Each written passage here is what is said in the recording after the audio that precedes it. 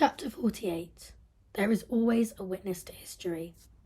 At 8:46 in the morning of September the 11th, 2001, Steve was one of those witnesses.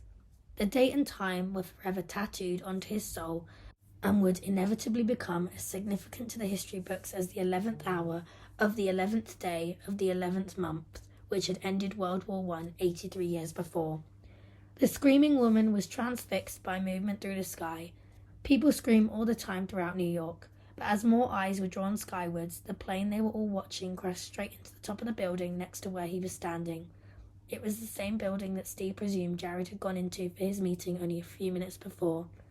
The restaurant was in line with the plane crash. Steve knew immediately what it meant. The loudest explosion he'd ever heard followed. The tower shook, prompting a mass of papers and glass to shoot through the windows like bullets before falling to the ground, covering the whole area around him in the building's debris. The screams multiplied as more people saw the devastation. Another terrific noise engulfed them.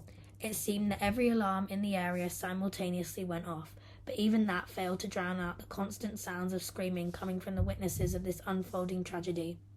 The crowds grew, joined by people running out of the surrounding towers, desperate to see what was happening whilst they ran to safety. The flames at the top of the building had taken hold. Thick smoke billowed upwards, but with a swirling wind it seemed to be collecting up the debris, wrapping around the tower before dumping the glass, brick, and hundreds of thousands of papers collected from the 100 or so floors on their way down to earth. The ground floor windows were suddenly blown out. All this happened in an instant, although to the watching crowds it seemed to take forever. Steve's instinct was to run, but he was rooted to the spot in shock. His mind suddenly turned to panic. What about Jared and Isla? She was flying right now. Was that her plane?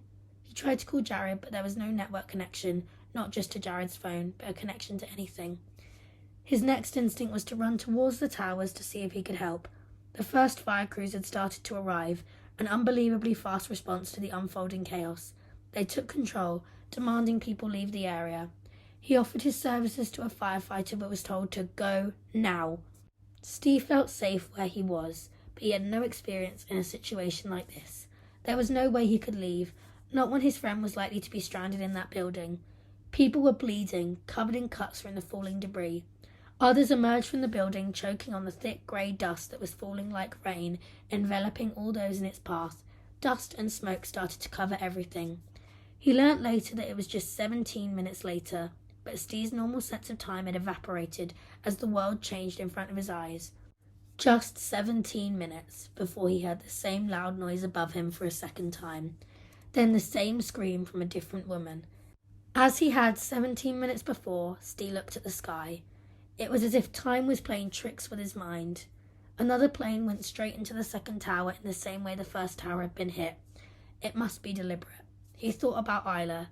The odds of it being her plane had just doubled. People started to run again, terrorized by what was unfolding. The force of the panicked crowd pushed him along the road. He had to move or he would have been crushed as everyone started fleeing the scene, fearful for their own lives. An exceptional few who had managed to get a mobile signal screamed hysterically into their phones, while others screamed hysterically at their phone's refusal to connect.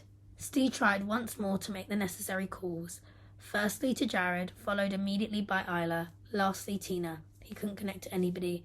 He was cut off with no idea what to do. It was just after 9 o'clock, and the world had truly changed forever.